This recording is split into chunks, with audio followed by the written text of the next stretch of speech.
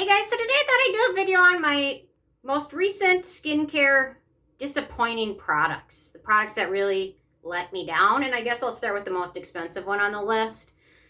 That is this Ultrasonic Skin Scrubber. I did a video about skincare tools a while ago, and I was really had big hopes for this stupid thing, and it didn't do anything. It's supposed to like physically exfoliate your skin, and it's also supposed to be used to help serums penetrate.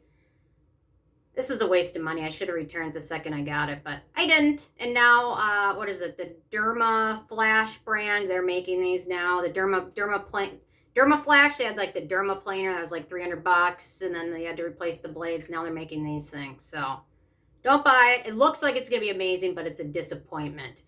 You know what? Even on Amazon now, they're getting into the paid reviews or the influencer type reviews where the reviews are people that get the product for free, so keep an eye on that with Amazon. I guess the next one I'll do is the one that I can't stand up normally. And the product itself is good. It's the Mizon. They came out with 3 new cleansing oils. This one was the Deep Cleansing Nourishing Oil formula. And this one has to be stood up like this. And the second it gets like that, the product will start to leak. So I haven't even really used it. And I can't really return it because how do you even send it? It's a mess. I don't know. The product itself is fine, nothing exciting, but the packaging is a mess, a hot mess. So I need to go stand it back up properly or else it will make a mess everywhere. Okay, I guess I've got a couple cleansers. The Kinship Papaya Cleanser. This was just a disappointment. It doesn't really cleanse much. Even as a morning cleanser, it just, I don't know if I should say it's too gentle, but it feels like smearing lotion all over your face and then trying to rinse it off. It's not even a bad product, and I really like Kinship as a brand. Their sunscreen's great. Their oat ceramide oil is really nice. But this one was just kind of a bummer, although perhaps if you have very, very, very sensitive skin, it might work better. Just didn't love it. Not necessarily even bad product, but next up we've got the Tata Harper Softening Cleanser, which they claim is unscented, or they claim it's fragrance free, but it does have fragrant extracts in it. It is way above the other Tata Harper products, which are all overly scented. The whole clean beauty thing is an interesting concept, and I'll talk more about that probably later on this week. But anyway, so much essential oils and fragrances. So this one is supposed to be their line for sensitive skin, but it still contains some fragrant extracts, so be aware of that. It's still light years better than most of their other products, so keep that in mind. Okay, next up we've got the Drunk Elephant. This is their body scrub. I didn't like it. I found it to be a little too rough, too coarse for my skin, and it just, other than that, the packaging is not very convenient for when you're in the shower and you take a big scoop and then you're trying to screw it back on with one hand. That was a whole mess, and I just didn't find it to be very gentle. They said it was supposed to be gentle, but okay. Okay, next up, this is another product that seems to work well for a lot of people. It's the Dr. G Red Soothing Cream, Blemish Cream. This one made my skin freak out a little bit more than a lot of other products. I don't know why. It seems to be a favorite for a lot of people, especially people with sensitive skin, but for me, it just didn't work well for my skin. It felt suffocating and a little bit too thick. So, I don't know. Works well for a lot of people, but not for me.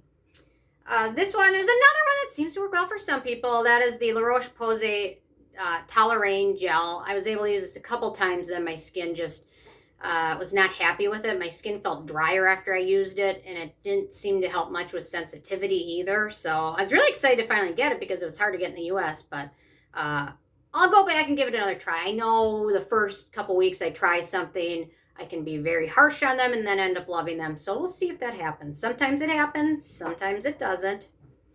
The First Date Beauty Ultra Repair Firming Collagen Cream.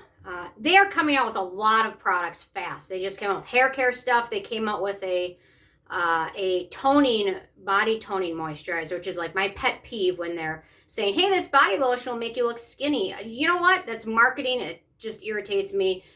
This one is another product with them where the preservative is way high up, the good stuff is way down, and it seems like they had to do this to be regulated in some country they wanted to sell in. I don't know, but this one was, I mean, the ingredients in it aren't bad, but I just didn't like it. It just felt too thick. So the Make Prem sunscreen, the mild tone up sun cream. I'll review this one soon. This one had the white cast, was so noticeable. I'll do this quick, but I was really hoping it would be kind of more like a tone up cream and brighten your skin up, but this one, instead of being a tone up cream, it just kind of made me look ghostly. It was very noticeable, so didn't work for me. Probably won't work for a lot of other skin tones, and I'm pretty pale, and it was way too ghastly, ghostly for me to like. And then my other disappointing product, the Neogen's tinted sunscreen. This one, my skin just freaked out. It doesn't freak out with most products, but this one, it freaked out, and it freaked out within a couple days, and it was noticeable. So, although otherwise I liked it, and I like this brand. I think they're from Taiwan, so I always get their name confused with Neogen, but don't do that. They're not the same brand. But for some people that this might work for, I bet they would like it, because it's not as ghostly looking as the other one, and it does give kind of more, although on my hand it looks a little less ghostly, but still a little bit. I found it was more like a tone up cream and brightened my skin up, and I actually did like it until my skin reacted badly with it. So I won't continue using it, but other people might have better results. Your mileage may vary. So these are my skincare disappointments from recently. I've had a lot of disappointments. I've had a lot of winners though. Finally just took everyone's advice and tried the Bonjour water cream toner, or water bomb toner. I love this stuff. It's got a thicker texture. So that was a winner. There we go. So I had a bunch of losers and one total winner. So go figure, that's skincare for you. It might work great for somebody and it doesn't work for you. I don't know. That's just the way it is. So anyway, I'm interested in hearing your biggest disappointments. So leave a comment with them below. They don't have to be expensive disappointments, but just something that was really disappointing, like this stupid spatula that was going to work miracles and unclog every pore, and it did nothing. There we go. Okay, love hearing from you guys, and stay tuned for more tomorrow. Thanks so much.